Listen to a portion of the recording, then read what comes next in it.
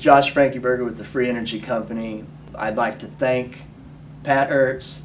We're always looking to see where we could save money in order to make ourselves more efficient, so that the ratepayers of the district that are buying the water are getting the most bang for their buck. The board for the Jackson County Water Department, Ken Reed of Hathmore Technologies, the city of Raytown, they were great to work with. We'd also like to thank Kansas City Power and Light for having a very aggressive rebate program available that allows us to help customers like Jackson County Water Department achieve a $50,000 rebate. My name is Patrick Hertz. I'm the district manager here at Jackson County Public Water District number 2.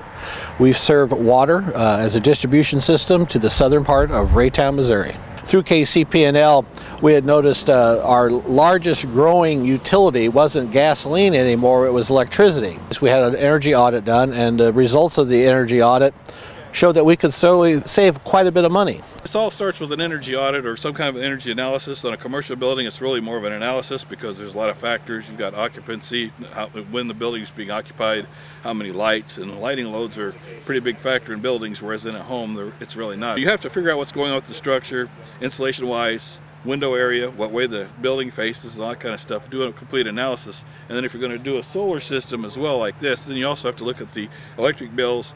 On a commercial building, you also look at the demand or how much electricity coming into that building at any given time. It's tracking things. And what we do with the solar system is try to figure out how to match how much you need, how fast you're going, to how much we can put into the system, and we try to make them be identical as much as we can. Hello everybody, thank you all for coming to our open house here at Jackson County Public Water District number 2.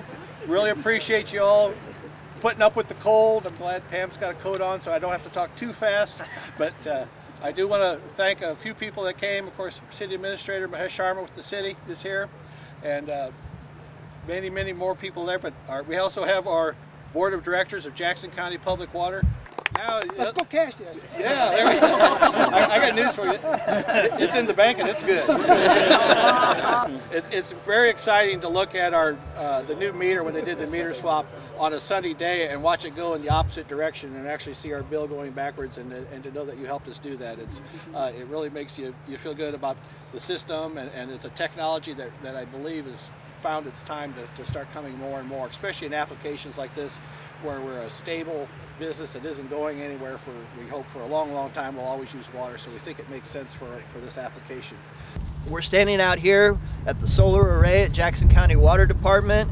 It's January 24th, it's 11 degrees outside, slightly shaded, and we're still producing 20,000 watts, which is 90% of the rated projected output.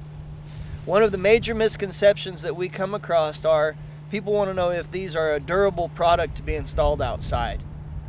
I'm here to tell you that yes, they are. This is an outdoor appliance. It is built to withstand the elements, and through withstanding those elements, it will still deliver the product, the electricity that's promised to the facility. You can see when I'm hitting this panel that it is designed to accept the impact from the outdoor elements. It's also been installed for approximately 30 days now, and you can see that the array is clean, free of debris, and producing electricity.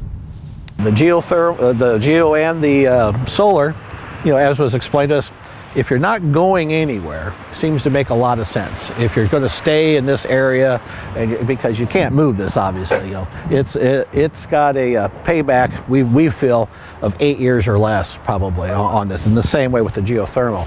So I think it'll last for 20 or 30 years. We're going with the idea that we're buying 25 years worth of electricity for the cost of 8 years. Geothermal was actually put in place about 2 months before the rest of this was, and we got our August bill from KCP&L, which was a very hot August this year, as you know, and it was significantly less than last year's. This is the well site. There are 8 tons worth of capacity, all installed in the area that I'm standing in. This is the rough grade finish that all of our customers can expect. We also include landscaping as an additional fee for all of our customers. However, Jackson County has their own landscaping department that will be putting this back together in the springtime. The basic concept of what we're doing here is you have 8 wells all drilled in this area They go, a 6-inch round hole is drilled 200 feet deep. We put them on 15-foot centers, so there are a 4x4 configuration here. You have one about where I'm standing, you go 15 feet away from me here, and you have another well installed, so on and so forth back till we get to a total of 8 geothermal wells. These wells are then trenched back to the equipment where the connections are made. Once we make our connections to the loop field and our connections to the interior unit, we have a complete geothermal system. It's like a sponge. It soaks up the water, the heat down below, brings it up here, squeezes out the heat or the water, and then that goes into the building. Even though it's only 55 down there and you want it to be 75 up here, as you compress it, it gets to 75 and hotter. The amazing thing about this project is it's 11 degrees outside currently while we're videotaping this. Our geothermal units are running. You can barely hear them in the background, and it's 74 degrees inside. Very comfortable.